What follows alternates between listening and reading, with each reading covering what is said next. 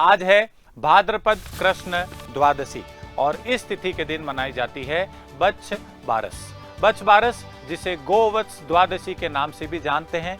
इस दिन माँ अपने संतान की, विशेषकर पुत्र की दीर्घायु के लिए गाय और बछड़े की पूजा करती हैं।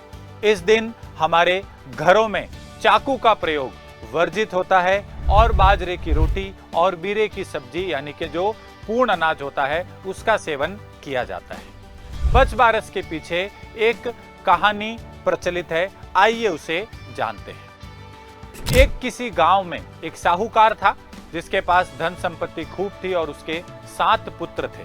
साहूकार ने अपने गांव में एक तालाब का निर्माण करवाया, लेकिन 12 वर्षों तक उस तालाब में पानी ही नहीं भरा।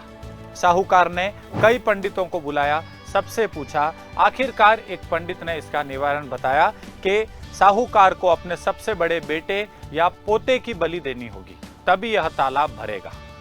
पंडित की बात मानते हुए साहूकार ने अपने सबसे बड़ी बहू को उसके पीहर भेज दिया और अपने बड़े पोते की बलि दे दी। जैसे ही बड़े पोते की बलि दी गई, घनघोर वर्षा हुई और वो तालाब भर गया। जो साहूकार है वो अपने पूरे परिवार के साथ, गांव वालों के साथ उस तालाब की पूजा करने पहुंचा। जब उसकी बड़ी पत्नी पीहर से वापस आई तो उसने देखा कि उसका पुत्र वहां नहीं है। वो परेशान हुई। जब राजा जो है, साहूकार जो है, वो जा रहा था तालाब की पूजा करने तो उसने अपनी दासी से कहा, गेहूं ला धानु ला, यानी कि चने और मोट पका लेना।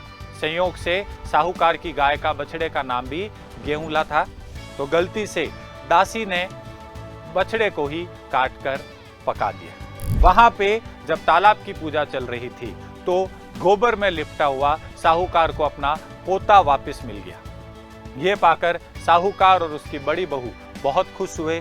साहूकार भागते हुए अपने घर वापस आया। घर वापस आकर उसने दासी से पूछा तो दासी ने उसको पूरी कहानी बता दी कि उसने बछड़े को ही काट कर पका दिया। ये सुनकर जो साहूकार है वो डर गया और उसने बछड़े को पास ही मिट्टी में एक हांडी में दफना दिया। शाम को जब गाय घर लौटी और उसको बछड़ा नहीं दिखा तो गाय परेशान हुई। गाय ने मैदान को खोदा और उस हांडी में उसे बछड़ा मिल गया। साहूकार ने देखा कि बछड़ा गाय का दूध पी रहा था, यानी कि वो भी जीवित हो गया। तभी से साहूकार ने पूरे गांव में ढिंडोरा पिटवाया कि बच्छ बारस का व्रत करने से संतान को दीर्घायु मिलती है और सभी महिलाओं से व्रत करने का आग्रह किया।